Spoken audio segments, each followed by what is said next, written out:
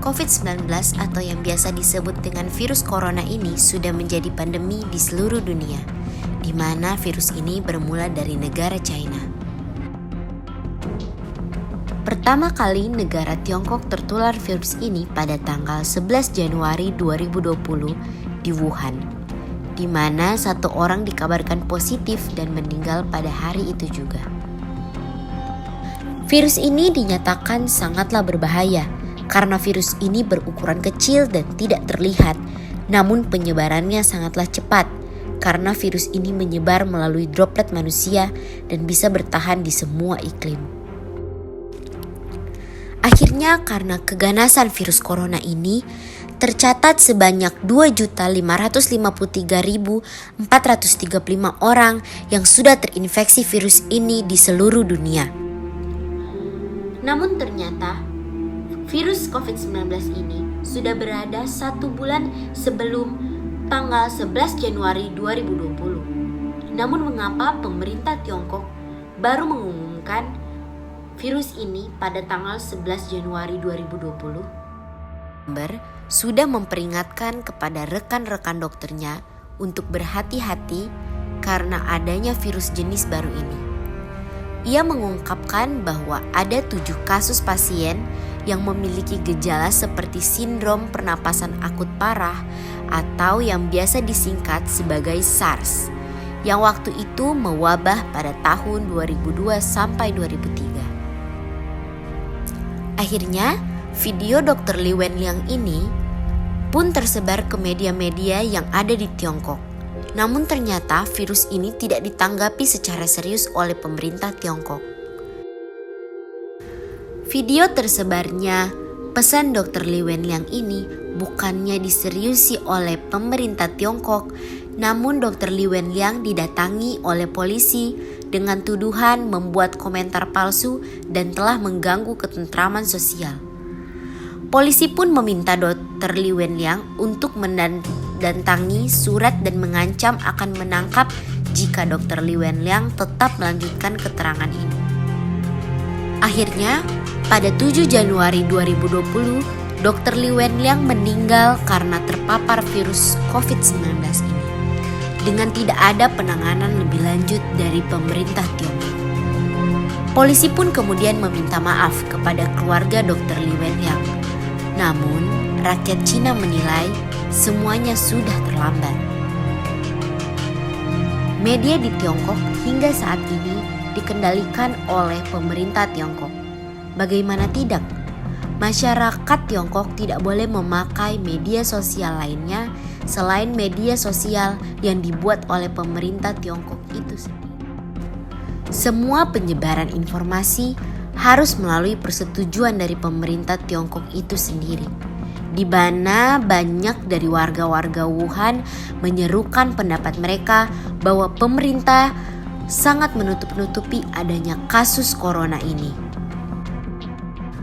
Bukti nyata yang bisa kita lihat bahwa pemerintah kota Wuhan tidak serius dalam menangani pandemi ini karena adanya ketidakakuratan dalam melaporkan beberapa saja orang yang sudah positif terpapar virus corona ini. Pemerintah di media hanya mengatakan bahwa mereka sudah berhasil mengalahkan virus ini, tetapi kenyataannya berbeda daripada yang dibicarakan.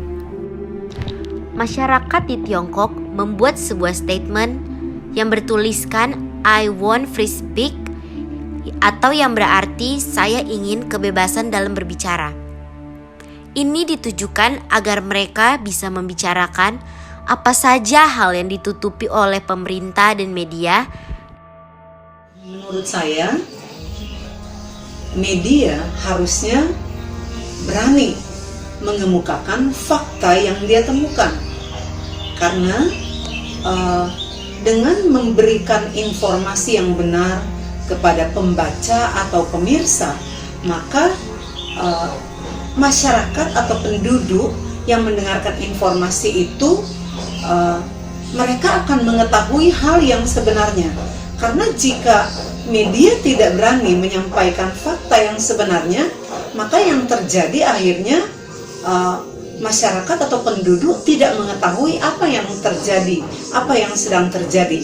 Nah, mungkin agak berbeda dengan yang terjadi di Indonesia. Media-media di Indonesia berani menyampaikan fakta yang mereka temukan. Agak berbeda dengan kejadian yang terjadi di Tiongkok waktu akhir Desember 2019. Dan sepertinya media tidak berani dan akibatnya terjadilah pandemi yang bukan hanya pandemi yang terjadi sekarang, yang kemudian dari kota Wuhan atau provinsi Hubei akhirnya menyebar ke seluruh dunia dan terjadilah pandemi yang ada di seluruh bangsa. Saya kira demikian. Terima kasih.